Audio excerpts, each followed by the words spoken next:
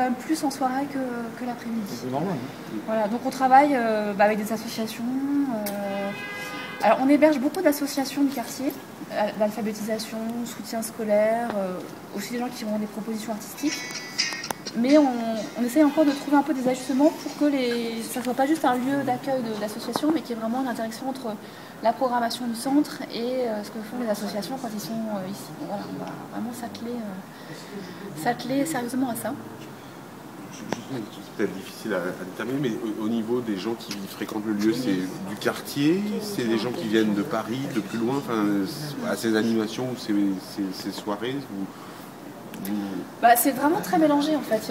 Il y a beaucoup de gens, parce que nous on les connaît maintenant du quartier.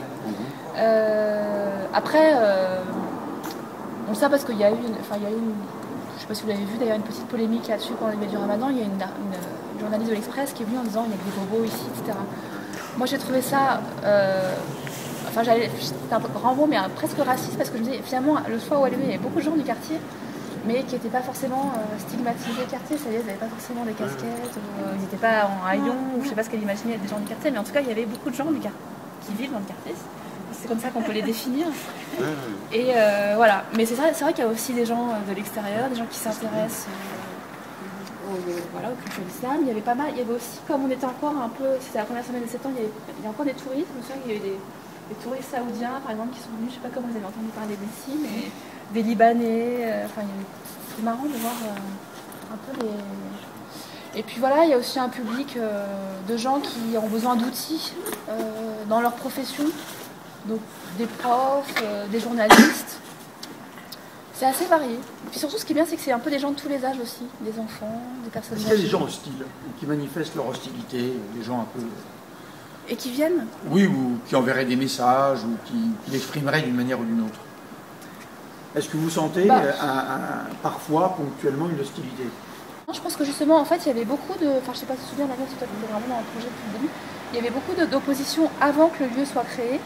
Quand on a commencé à communiquer sur le projet d'Institut de culture d'islam, parce qu'on s'est dit qu'est-ce que c'est que ce truc, la mairie de Paris qui se mêle de religion, donc il y a beaucoup d'incompréhension. Et le fait qu'il y ait eu ce lieu, qu'on a compris que c'était une démarche citoyenne, laïque, etc., je pense que ça a quand même beaucoup décrispé les gens. Ici, on ne programme pas pour programmer, mais on programme pour aussi communiquer sur l'esprit du projet, sur ce qu'on fera, on y fera dans le futur, etc.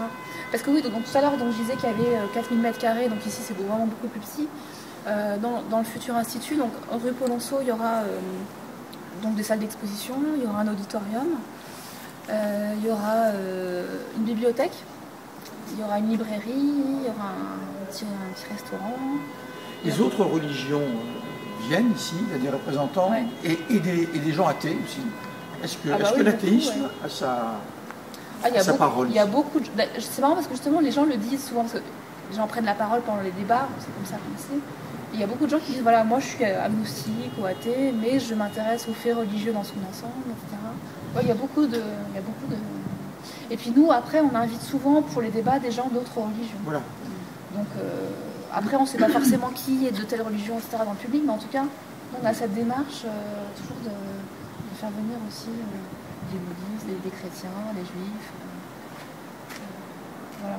Et est-ce que les gens s'inquiètent qu'on fasse un tel lieu en faveur des cultures, j'entends le pluriel, des cultures d'islam, et après tout, pourquoi pas, des cultures hindouistes, des cultures juives, des cultures chrétiennes, etc. Il n'y a pas est-ce qu'il n'y a pas une sorte de surenchère, ou est-ce que le lieu n'incite pas à se dire pourquoi pas en faire... Ça revient, ça, dans le... Non, on entend beaucoup de choses, hein, donc forcément, j'ai déjà entendu ça. Alors, moi, je rappelle toujours qu'il y a... D'ailleurs, la représentation, c'est ce que je disais. Pour moi, c'est vraiment la même démarche que le musée d'art et d'histoire du judaïsme, par exemple, sauf qu'on n'a pas de collection, mais c'est un peu dans l'esprit, c'est un peu la même démarche. C'est des lieux qui sont subventionnés par la ville de Paris. Il y a aussi le collège des Bernardins, auquel la ville de Paris a énormément contribué, en tout cas pour les travaux. Je pense qu'ils ont aussi une subvention à la ville de Paris. C'est des lieux qui sont vraiment intéressants, vraiment pour les fréquenter. Je trouve que, quelle que soit sa religion, quelle que soit sa croyance, ou le fait de ne pas avoir de croyance, on y trouve un intérêt culturel en y allant, et c'est un peu la même démarche. Puis après, il ne faut pas non plus se voiler la face. C'est vrai que l'islam pose problème en France, c'est régulièrement à la une de l'actualité, donc on voit bien qu'il y a quand même une nécessité peut-être plus grande de parler de l'islam que de parler d'autres cultures, quoi. Et je pense qu'il y avait plus une urgence au niveau en tout cas des questions liées à l'islam.